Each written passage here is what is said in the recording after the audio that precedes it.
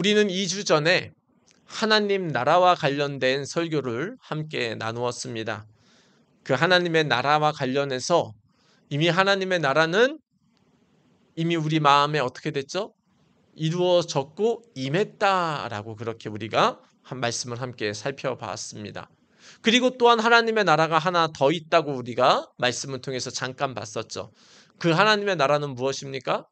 이제 장차 오게 될 하나님이 완전히 다스리시는 이제 천국을 말하는 겁니다. 이제 악도 없고 병도 없고 아픈 것도 없고 그런 괴로움이나 근심이 없는 이제 하나님의 나라 안에서 한마디로 천국에서 영원히 살아가는 삶, 그것은 이제 완성된 하나님의 나라라고 할 수 있습니다. 그래서 우리 예수님 믿는 사람들은 이 땅에서는 불완전한 삶을 살아갑니다.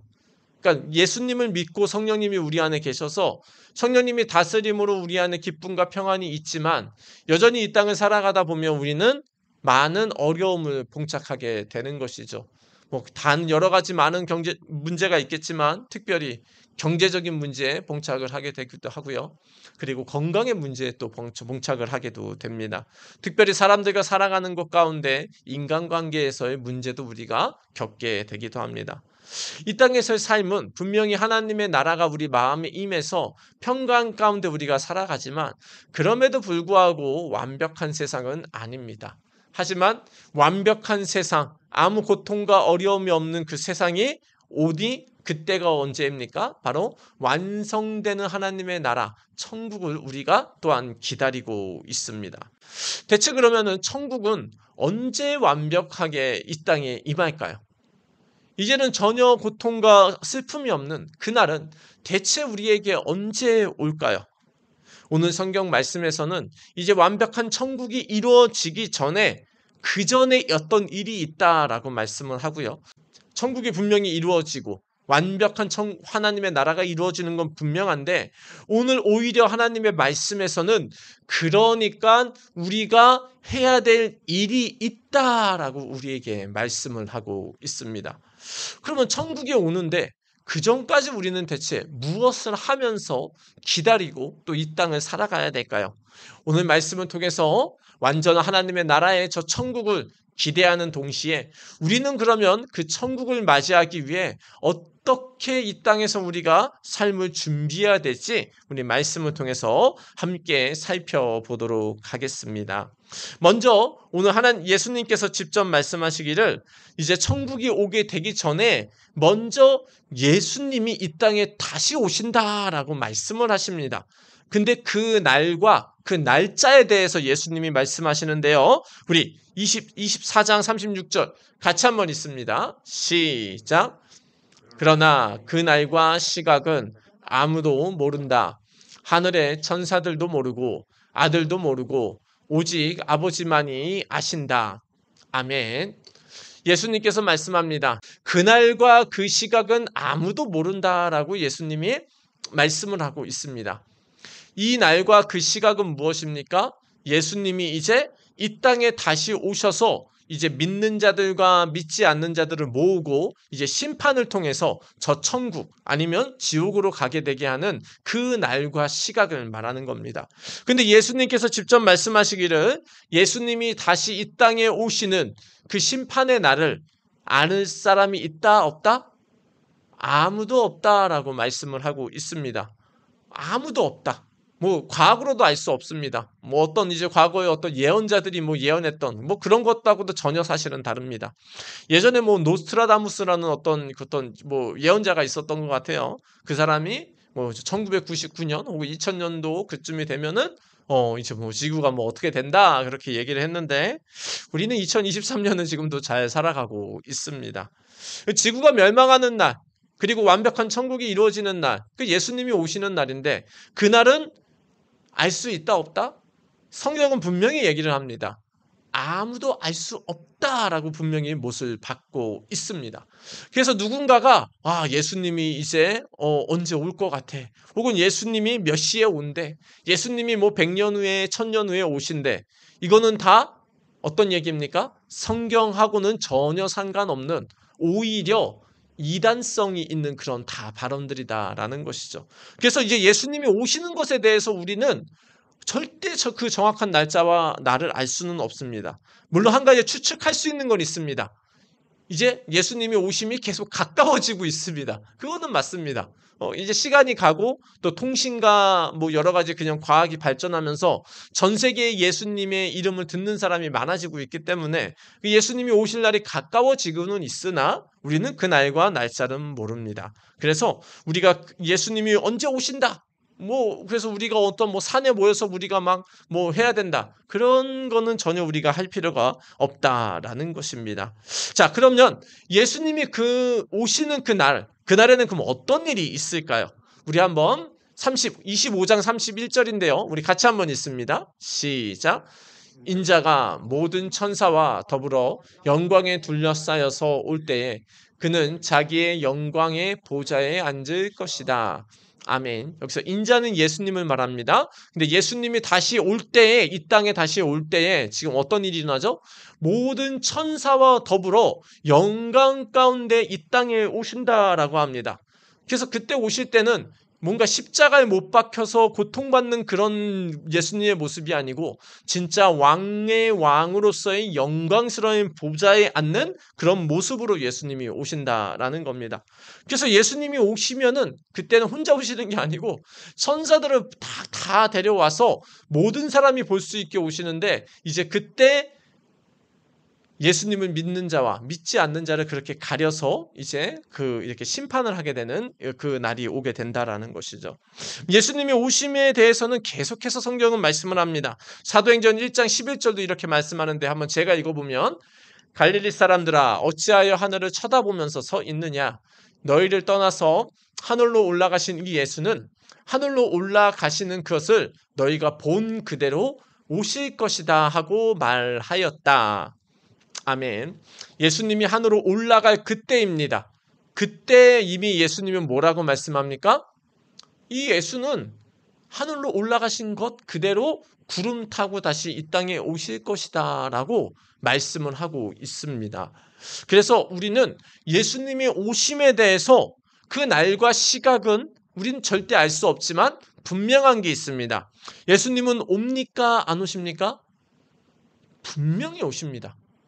그 날짜와 시각은 우리에게 알려주시지 않았으면 예수님은 분명히 얘기하기를 그날은 분명히 온다라고 얘기를 하고 있습니다. 예수님이 분명히 오시는 이 날을 우리가 그럼 어떻게 기다려야 되냐, 이거를 우리가 알아야 되겠는데요. 이것에 관련해서 예수님은 먼저 이 예를 들고 있습니다. 우리 마태복음 24장 37절 우리 같이 한번 읽습니다. 시작. 노아의 때와 같이 이 인자가 올 때에도 그러할 것이다. 아멘. 이제 예수님이 날짜와 시각은 모르지만 지금 어떤 때와 같다라고 합니까? 노아의 때와 같다라고 예수님이 말씀을 합니다. 언젠지는 모르지만은 분명히 예수님이 오시는데 그 예수님의 오심은 바로 이 노아의 때와 같다라고 말씀하십니다. 이 노아의 그 창세기 6장의 말씀인데 노아의 때에 어떤 일이 있었나요? 예수님이 계속 말씀하시는데요. 제가 한번 읽어보면, 홍수 이전 시대에 노아가 방주에 들어가는 날까지 사람들은 먹고 마시고 장가가고 시집가며 지냈다. 지금 노아의 때는 언제를 말하는 겁니까? 홍수가 일어나는 전후의 시대를 말하는 겁니다. 지구가 완전히 물에 덮이는, 완전히 그냥 모든 산들도 물에 잠기는 그 대홍수 이전과 이후에 그때가 노아의 때인데, 홍수 이전에 어떤 일이 있었죠? 사람들은 뭐 하고 있었죠? 먹고 마시고 장가가며 시집가고 일상적인 일들을 하고 있었죠. 근데 홍수가 나니까 39절에 어떻게 됩니까? 우리 같이 한번 읽습니다. 시작. 홍수가 나서 그들을 모두 휩쓸어 가기까지 그들은 아무것도 알지 못하였다. 인자가 올 때에도 그러할 것이다. 아멘. 예수님이 오심은 사람들이 알지 못하는 갑작스럽게 오게 된다라는 겁니다. 그 날도 모릅니다. 시간도 모릅니다. 몇 년 며칠인지도 모릅니다. 근데 분명히 오시는데 이 날은 언제 옵니까? 아주 갑작스럽게 온다라는 겁니다. 노아의 때에 대홍수가 일어날 걸 전혀 사람들은 믿지를 않았는데 결국은 그때가 되니까 엄청난 그 쓰나미와 같은 그런 그 물들이 밀려온 겁니다. 뭐 하늘에서도 비가 엄청나게 오고. 그러니까 순식간에 그냥 사람들이 준비하지 못하고 어떻게 됐죠?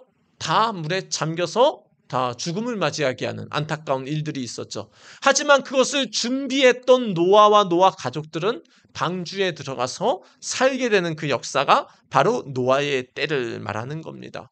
뭐 노아의 때와 관련해서 잠깐 여담인데요. 노아의 때가 그러면 이 대홍수 시대가 있었을까요? 없었을까요? 뭐 사람들은 신화라고도 얘기를 하고 뭐 사람들은 다 이거 말도 안 된다라고 얘기를 하지만 과학적으로 이 노아 시대의 그 방주, 그 큰 배가 지금 거의 발견된 걸로 지금 과학자들은 지금 얘기를 하고 있습니다. 한 가지의 사진 하나 보여드리면 다음과 같습니다. 이 영상은 약 7년 혹은 8년 전에 홍콩 이제 선교 탐사팀이 실제로 지금 아라라산 꼭대기에 있는 어떤 배의 형체 안에 들어가서 찍은 지금 그 모습입니다. 가운데 보이나 모르겠어요. 사람이 있고 좌우는 지금 뭐냐면은 나무로 된 벽이에요. 그래서 유튜브에도 보시면 있습니다.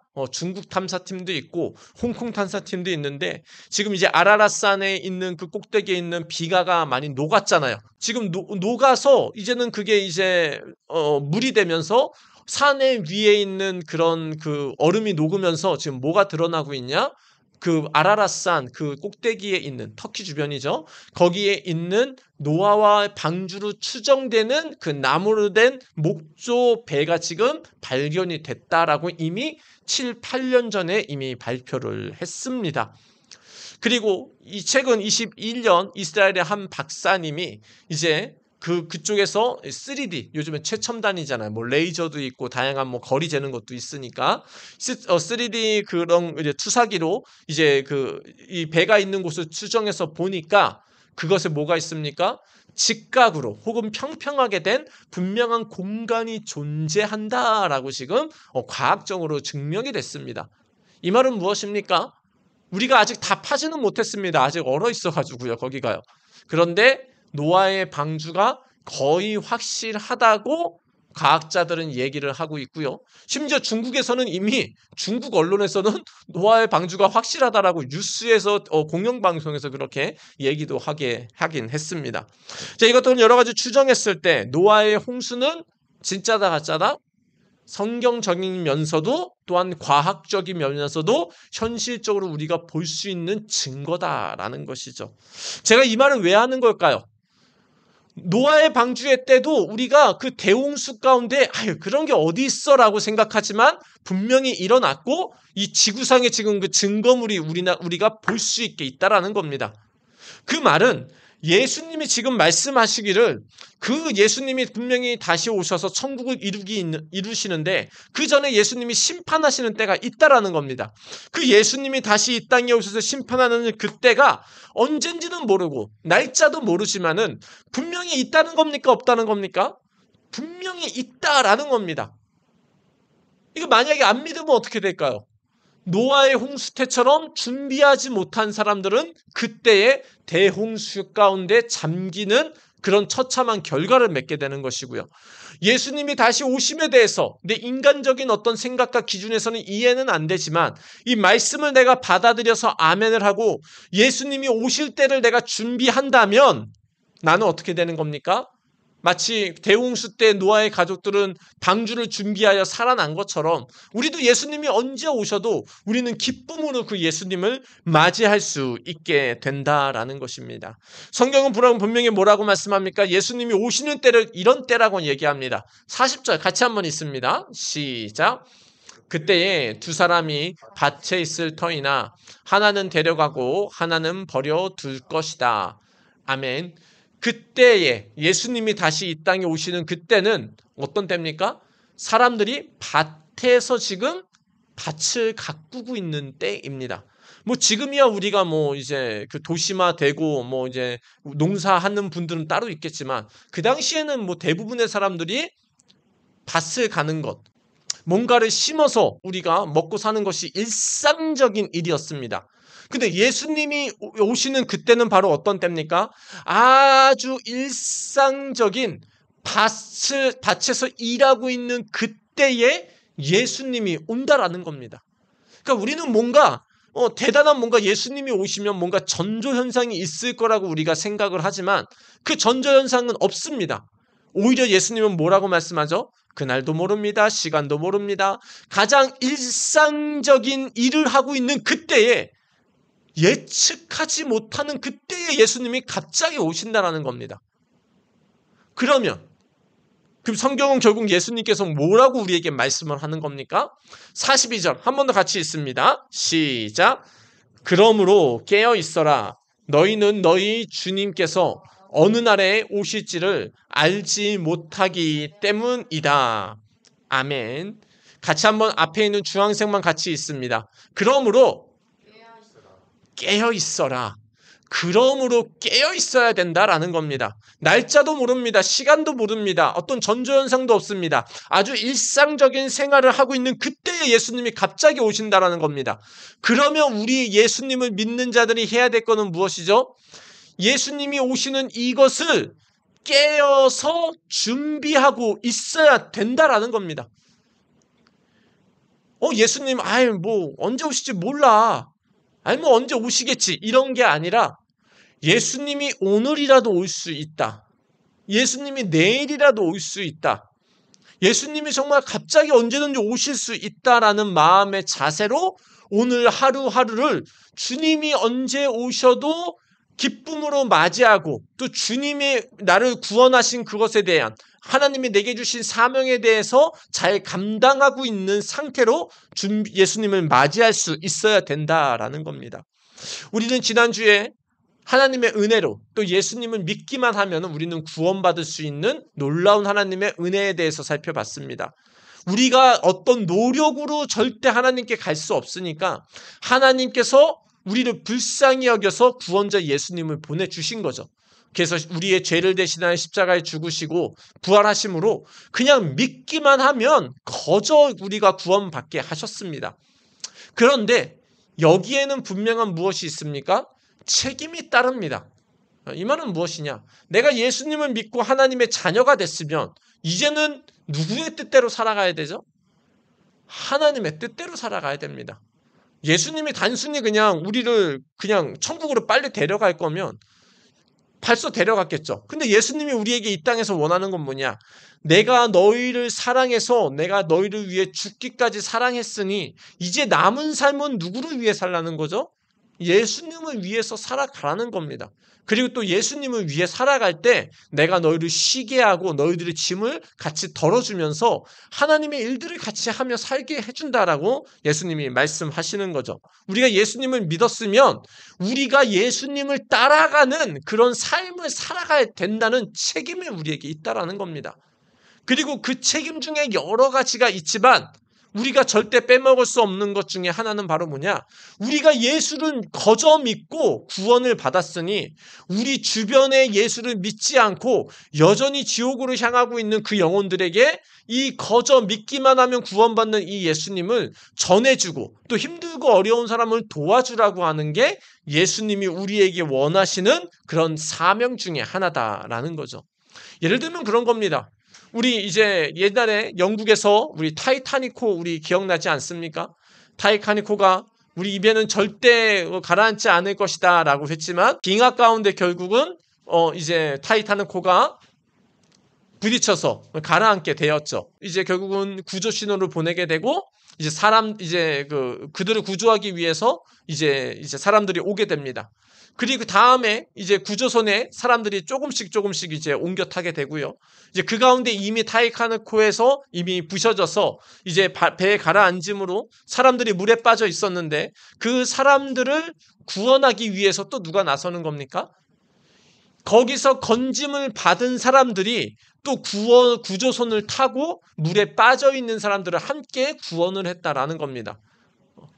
자, 무슨 얘기입니까? 내가 먼저 예수님을 믿고 정말 내가 죽을 수밖에 없고 제가 정말 지옥 가운데서 내가 구원을 받았다면 내가 정말 그게 사실로 믿어진다면 내 주변에 지금 여전히 지옥으로 향하고 있는 그 사람들이 그냥 내버려 둘 수 없다라는 겁니다.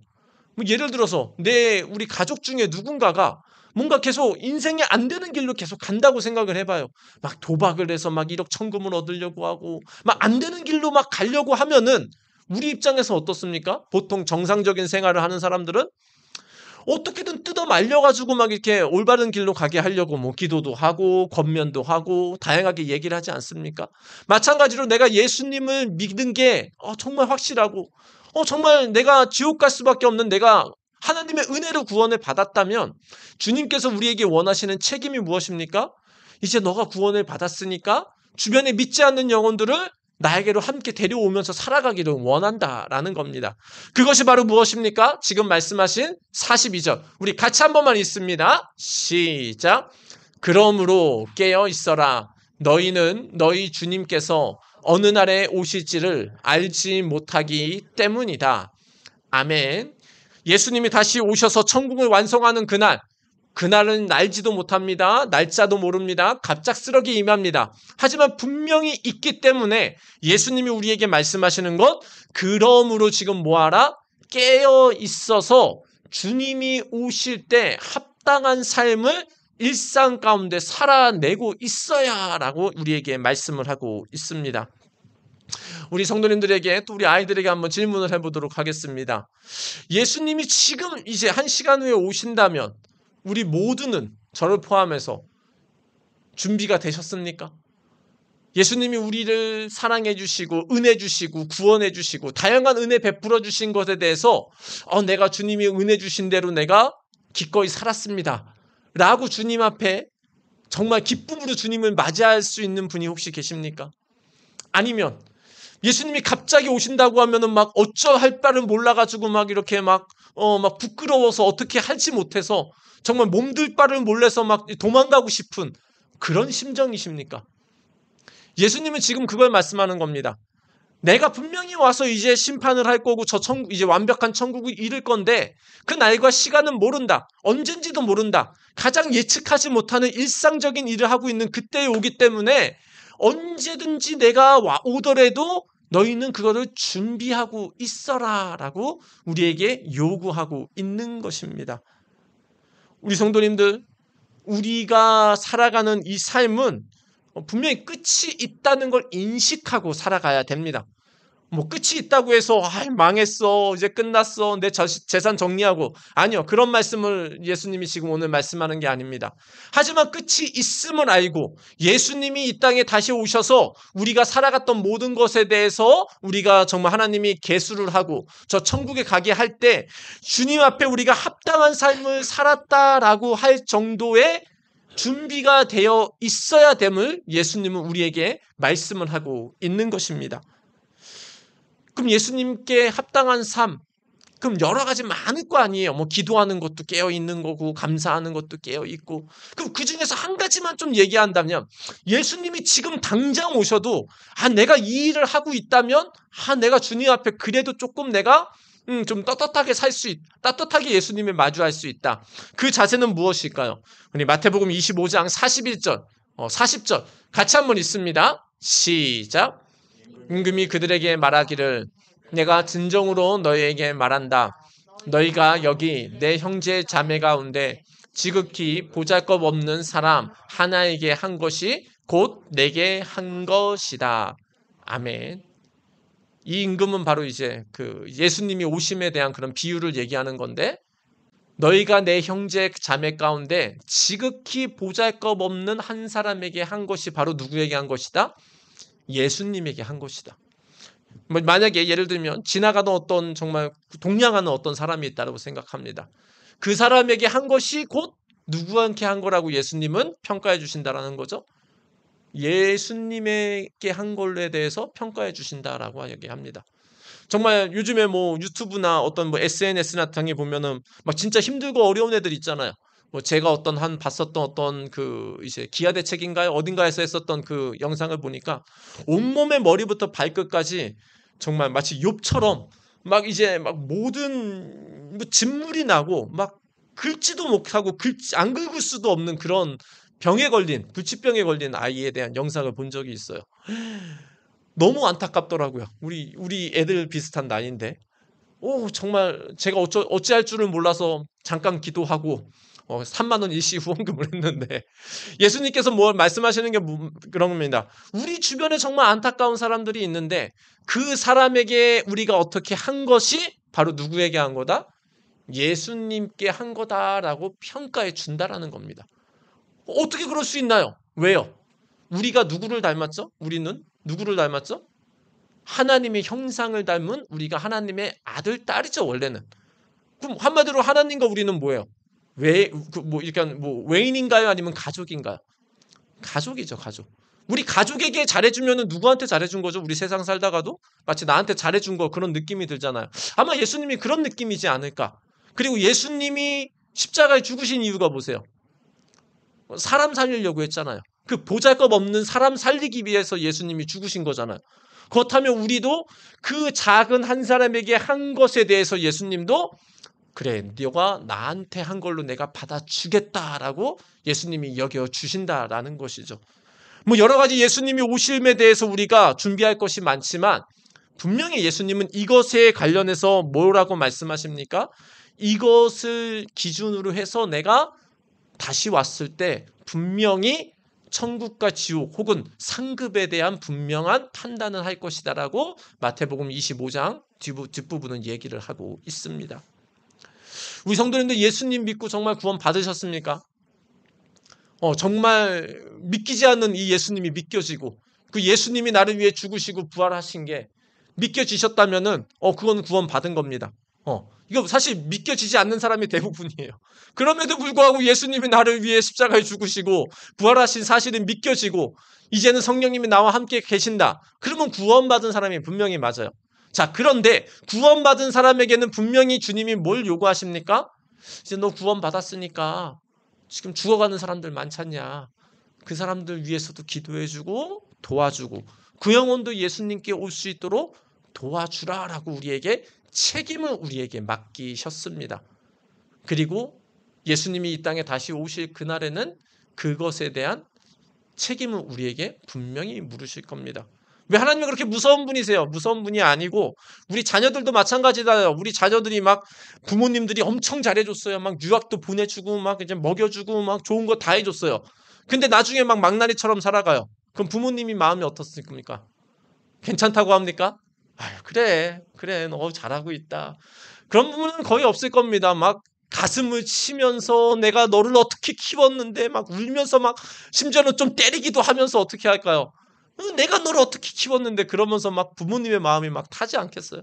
아마 예수님의 마음도 좀 그러지 않을까요? 내가 너를 어떻게 구원했는데 내가 너를 어떻게 지옥에서 건져냈는데 내가 너 살리려고 내가 아무 죄 없는 몸으로 너를 위해 죽기까지 했는데 야, 적어도 나를 위해 조금은 살아줘야 되지 않겠냐?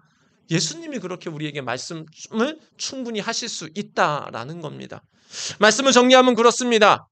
예수님이 다시 오실 때 우리 꼬맹이들 그 날은 알 수 있습니까? 없습니까? 알 수 없습니다. 예수님이 다시 오실 때는 그러면 분명히 있을까요? 없을까요? 분명히 있습니다. 자, 그렇다면 우리는 무엇을 준비하며 살아가야 될까요? 여러 가지가 있지만 우리 주변에 있는 그 한 영혼, 경비 아저씨일 수도 있고 내 옆집 사람일 수도 있고 내 지나가는 내가 자주 보는 어떤 사람일 수도 있습니다. 그 사람에게 내가 한 것, 그 사람을 위해 기도한 것, 그 사람을 위해 도와준 것, 그 사람을 위해 전도하려고 했던 그 모든 노력들, 그런 모든 것들에 대해서 예수님이 뭐라고 말씀하십니까? 우리가 잘했다 칭찬해 주시고 그것이 바로 주님이 오셨을 때 우리가 깨어있는 준비된 삶이다라는 겁니다. 우리 한번 이렇게 같이 한번 얘기하면 좋겠습니다. 한 영혼을 같이 한번 얘기하겠습니다. 우리 한 영혼을 사랑하자. 많은 영혼도 있겠지만은 우린 다는 못합니다. 뭐 60억 인구를 우리가 어떻게 하겠습니까? 다는 못해도 우리 주변에 있는 한 영혼을 딱 정하십시오. 뭐 더 많으면 좋습니다. 할 수 있는 한 영혼을 정해서 그 사람을 위해서 내가 어떻게 기도해 줄까? 그 사람을 위해서 내가 어떻게 도와줄까? 그 사람에게 필요한 건 뭔가 한번 생각해 보면서 살아가시기를 바랍니다. 그런 삶이 하나하나 이어진다면 예수님이 언제 오셔도 우리는 어떻게 할 수 있습니까? 그래도 조금은 떳떳한 그런 인생이라고 할 수 있을 것입니다. 오늘부터 우리 성도님들, 오늘의 내가 지금 하고 먹고 마시고 장가가고 공부하는 이것이 끝이 아니라 우리가 진짜 해야 될 것은 예수님이 오셨을 때 나에게 책임을 묻는 바로 이 한 영혼을 사랑하고 준비된 삶, 그것을 바라보신다는 것을 생각하면서 주님이 오실 때도 우리가 부끄럽지 않게 합당한 삶이라고 우리가 주님을 만날 수 있는 그런 삶을 깨어있게 준비하는 삶을 사시기를 예수님의 이름으로 축원드립니다.